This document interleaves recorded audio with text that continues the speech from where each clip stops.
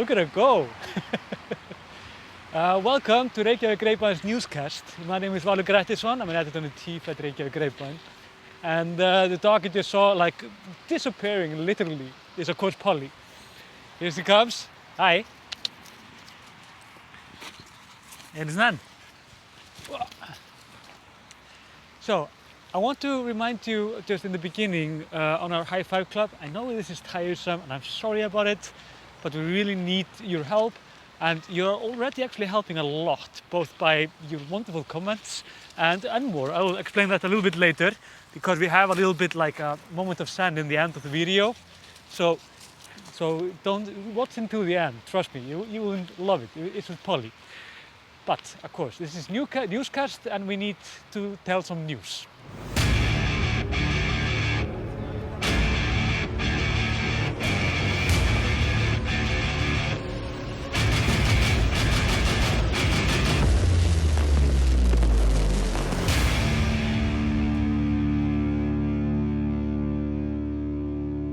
We're going to start on with the naming committee. Not sure if you heard about this, but if you have read Reykjavík Grapevine before, you probably know this concept pretty well. The naming committee in Iceland is like an odd committee of like scholars, and I think it's only scholars actually. And they, if you wanted to like name your child an odd name, for example, my sister's name is Hrafntinna. It's like it's a name of a stone. It's an odd name, and like in 1992, not many women, I think there was only one that was called this. This meant that my mother actually needed to ask this naming committee, am I allowed to name my daughter Hrafntinna? So she got a yes, fortunately. Polly! Polly! She's playing with other people. Oh well, she loves people, so. But what's happening now is that this naming committee, with people in Iceland, they don't like it. It's very controversial, and they think that we should be allowed to name our children whatever we want to. But there are also there are reasons to have this committee, because the Icelandic names are quite unique, perhaps, like you have seen before. You have to have son and daughter in the end, and your name has to be Icelandic. Of course, there are exceptions if you're an immigrant, of course, and you want to name your child another name. Yeah. Okay, she's going into the mud. Well, anyways. Áslaug Arna, our Minister of Justice, she has laid out a bill and she wants to abolish this committee. This is a huge thing in Iceland because this really matters when it comes to our names and to our culture in so many ways. So it means it's really controversial. It means that politicians, mostly to the far right, they are not happy about this, because they are very obsessed about this cultural Marxist war that is going on, and nobody really understands that rhetoric. They see this naming committee thing as like a part of that war, and also they say that this is like a way too radical bill for the parliament. I mean, yes, it is quite radical. We can actually, just to be honest, it's safe to say. Icelandic names are you have to have a few rules that you have to have, and you can't use outdated Icelandic letters like seta, sita. I think it's sita, yeah, seta. So it's this has been controversial very often. The last case that was in the media, there was two sisters. They had parents, a terrible childhood, and they don't talk to the parents anymore, and they don't want to have their last name. So they're like Sigurðardóttir or whatever. They are not that, but that could be their last name.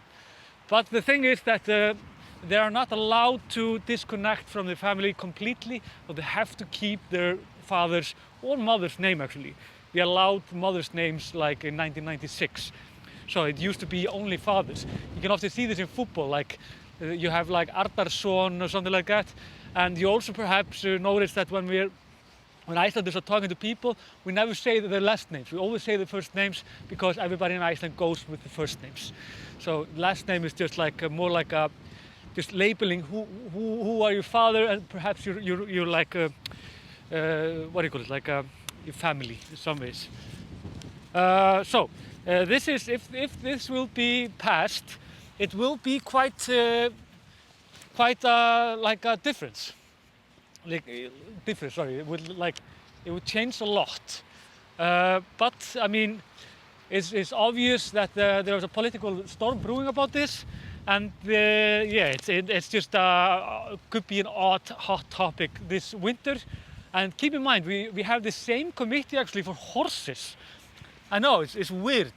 So if you want to call your horse like just pavement or whatever, you're not allowed to. You have to ask someone, and that committee have to say that it's okay or not. So it's like, it is what it is. Anyways, to the next thing. Also, not less controversial, and a huge thing. We have a constitution in Iceland, which is it's quite old. We took it up in 1944 when we declared independence from Denmark. And what we did then, because at the time Denmark was occupied by the Nazis, we didn't want to be Nazis, so we said like, well, screw you, we're going to be independent now, and nobody could do a thing about it. So we took the constitution, the Danish one, from the, like, more or less like it is. The city weather, by the way, it's a challenge. But we took it, and what we did, we took the word king, and we just put a president there. And of course, we had like we have more democratic things added to it. But this is what it was, more or less. After the financial collapsing in 2008, when the banking system just failed entirely. There was a strong voice to change this constitution, and what's more, we decided to have a huge meeting about it. We called it like a national meeting, where people were picked randomly to be in this gathering, and they wrote more or less the new ideas about the constitution. And then we had a vote about it, like a referendum, and it was partially, it was passed. But it was not like, but the parliament have not like honored that referendum to the full, some say. So the situation right now is that we have only the old constitution, but in a new poll, it was said that around 60% of the nation want some changes on the constitution. Naturally so, because it's like it's an old and outdated constitution. Half of the world have actually changed their constitution. A lot of them did after the Second World War, but we are like still like just with like a presidential figure, which is technically a king in our constitution. So it's an odd thing. But what's even odder is that there is like a group that is fighting for these changes. And they have been very aggressive about it. And they have been like doing like graffitis. And they're asking a question, like, where is the new constitution? Nobody have answered that question, but they're doing it. And it became like a real harsh and like a harsh, what do you call it, battle or something. When the government decided to paint over these questions. I mean, of course, it's vandalism in some ways, but not all graffiti is vandalism, and especially not when it's political, like a good political question. So it's like, so right now the constitution is back on the table. We're again fighting about it, and it could even prove to be another really hot topic. But the Independence Party do not like this, like how they are doing it right now, this group. They think it's too controversial, too radical, and all of those points are valid, actually. So it's like, it's a delicate way to do this. So, a fun story. our Prime Minister, Tarkir Mjarsdottir, and our Prince of Crimes, not a criminal, but a writer, Ragnar Jónasson. They are writing a crime novel together. Not sure if a working Prime Minister have ever been writing a crime novel before, but Tarkir Mjarsdottir is a prolific reader, and I think she has even written a crime novel herself. Don't hold me, I'm not sure, I forgot to Google it before. But she is incredibly good at it, she's incredibly well read, and her brother, one of her brothers, she has twin brothers, he is also a very well-known writer in Iceland.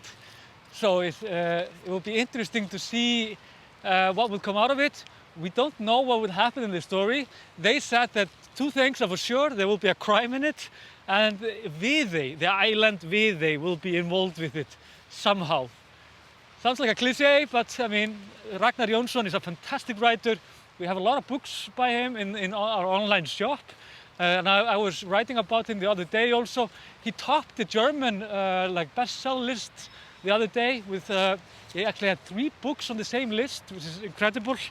So he's one of our absolute best crime writers, with Arnaldur Indriðason and Yrsa Sigurðardóttir. And if you don't know what I'm saying, we are now doing CC text with these videos. I'll write it better in that. So, finally, almost finally, the entire staff of the Icelandic men's national team has been quarantined due to an employee's COVID-19 infection. So it's not the team itself that is in quarantine, but everybody around the team. The reason is that Tarkir Mjarsdottir, another writer, he's a famous teenage young adult writer in Iceland and a sport figure. He was fighting smoking in Iceland for the longest time. He's very famous for that. And he got the virus, the media said, and and everybody is now in quarantine. Belgium and Iceland are actually playing tonight at National League. Yeah, I didn't know this last time. I look it up now. So the National League is tonight, and Belgium and Iceland are going to play tonight at, I think, in Icelandic time, 7 o'clock or something. So hopefully everything will go well. Tarkir Mjarsdottir is a very beloved character in Iceland, so I hope he will be fine. Well, I hope everybody will be fine though. It sounded a little bit like I don't like some people, but I love all people. And to the statistics, 88 individuals had the COVID yesterday or tested positive. Shows that this pandemic is not slowing down. We had 2 or 3 good days, and it proved that it wasn't what it called svikalogn, which is a treacherous calm. And so we have 1132 now in isolation, which is quite a high number, and 24 at the hospital and 3 are in intensive care. It's similar, like I said last time, that hasn't changed much, but we are afraid that it will change. It's not unlikely that someone will even die from it. This is just how the reality is right now, at least for the numbers. So, that's it for the news. We're gonna do something special now. The thing is that I had this, we got a package yesterday. We have a video of it, and we just want to say to Kay Cooper that we really love this beautiful gesture. It's absolutely brilliant. Yeah, perhaps the video is enough. But I'm gonna throw a little bit with Polly. Hi, Polly. Someone sent us a dog toy from what is it? From Canada, right? And it says here, Polly, Chief Morale Officer, the Reykjavík Reipa, Hafnarstræti 15. If you want to send her more, small packet. I can't really read what it says here. I can see just the dog toy. There's no name here, right? K. Cooper, Belhaven, Toronto, Ontario, Canada. That's amazing. Thank you. Should we open it or? Yeah, open it. Are you ready? Yeah. Oh, I'm so excited.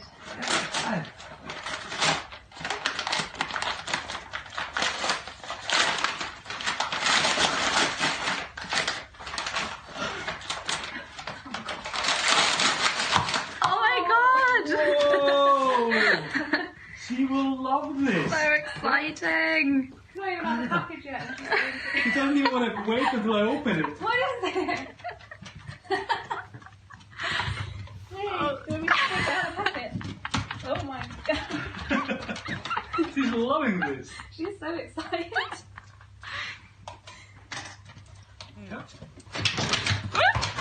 Oh my god, what's happening?